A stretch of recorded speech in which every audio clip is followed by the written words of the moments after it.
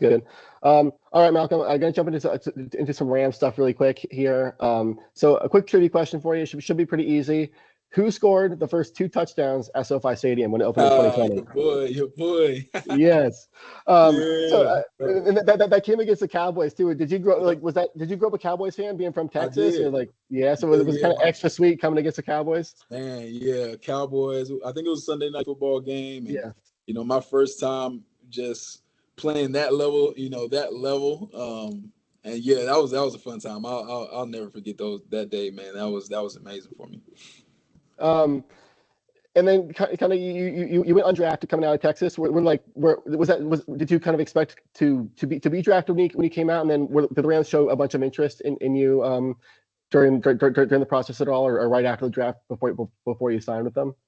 Yeah, man. So I was already knowing it was going to be probably a late round or undrafted. So I had Yeah, expected, man, I had all my family at the crib and we were just, barbecuing, hanging out, kind of already yeah, knowing what the expectation was. And it's crazy because I don't think I remember hearing from the Rams up until that point, like literally yeah, seconds after the draft ends.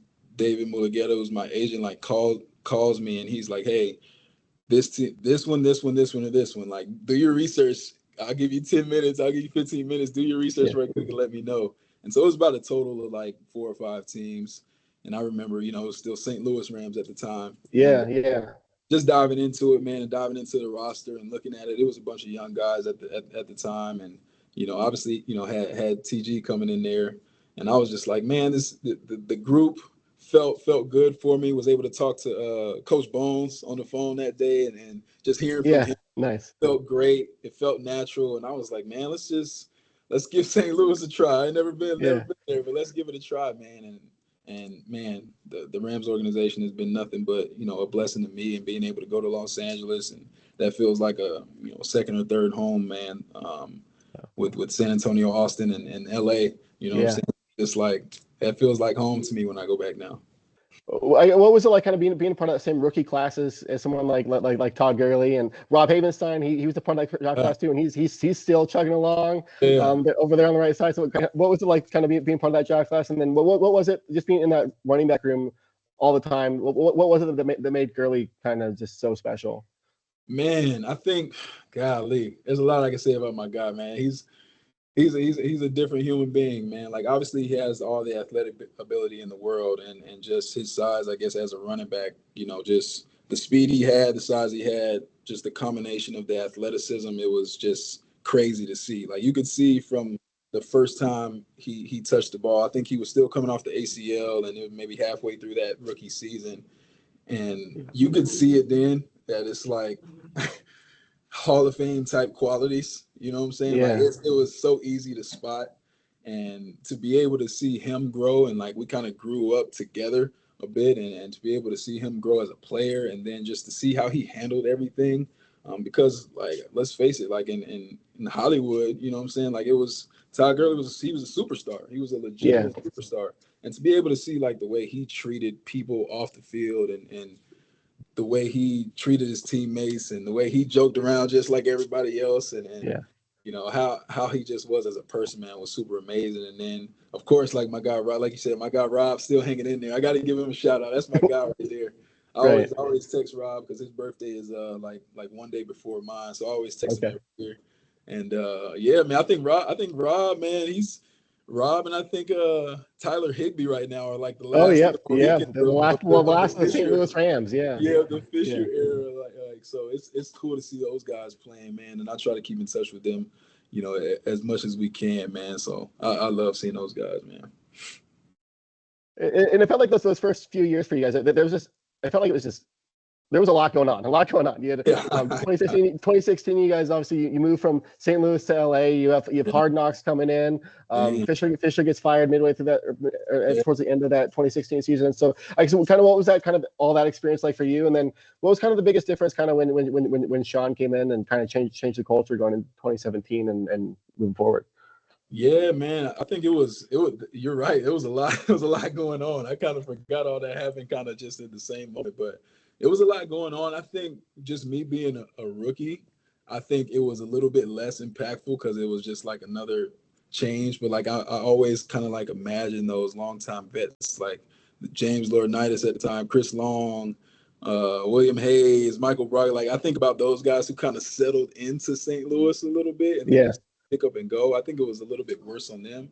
But for me, like as a rookie, like I'm adjusting and I'm just like seeing the bullets fly, but I know I got to just keep walking, like just keep just keep going and see how this thing plays out. So Yeah.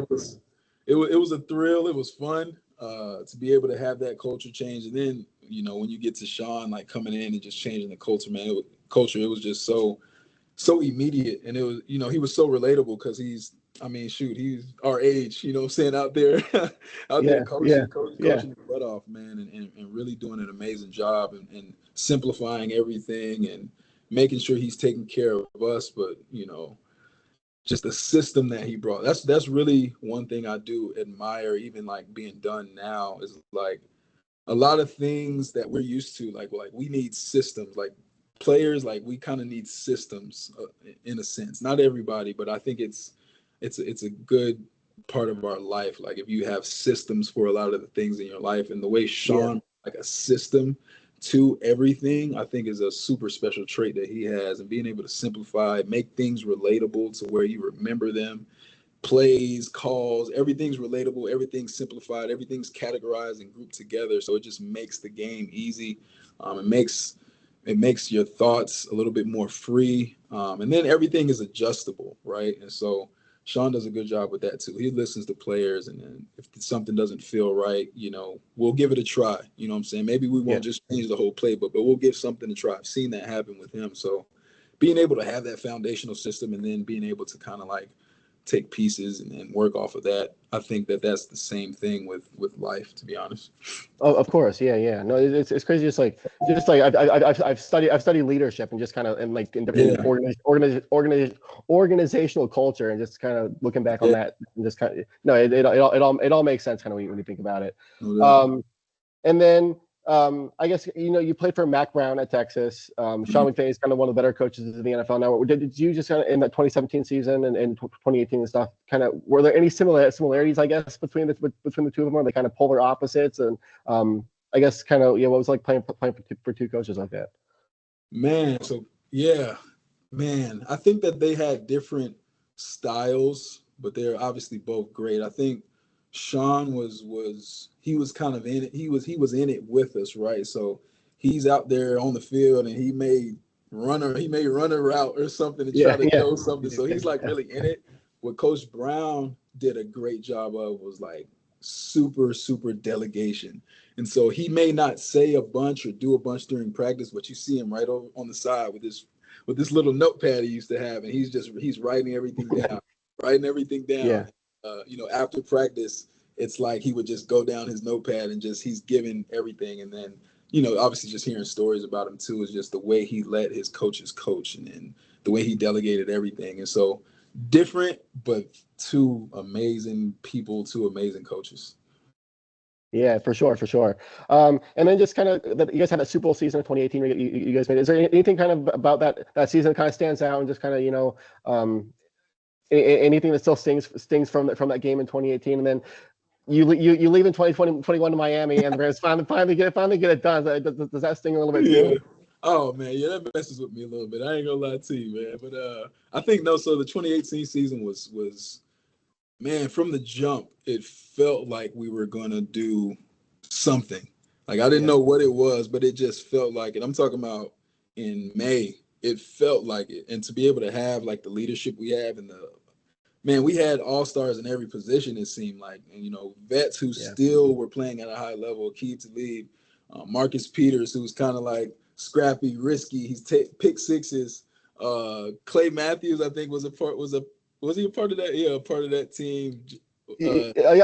I think he was the year after. Was he? Okay, yeah. The year after. Brandon Cooks, Robert Woods, the way Jared was playing that year in 2018. Obviously, Todd and the cohesiveness with the offensive line, and obviously AD and the whole D line. It just felt like every position that we looked at, it was like all pro player or close to an all pro player at every position. And so it was memorable just because I remember literally talking to Skip Pete at the time, like, in May, and I'm like, yo, Skip, we kind of got something going, and lo and behold, we did go to the we went to the Super Bowl that year. And then as far as like, yeah, when they won it, man, I was a little salty, but I was happy. I was happy. I Yeah, don't know if yeah. you seen the meme where the guy, he's crying behind the little smiling mask. Like that was kind of that was me. That was you. Yeah. I was so happy, but I was like, golly. Yeah. Oh man, that's funny.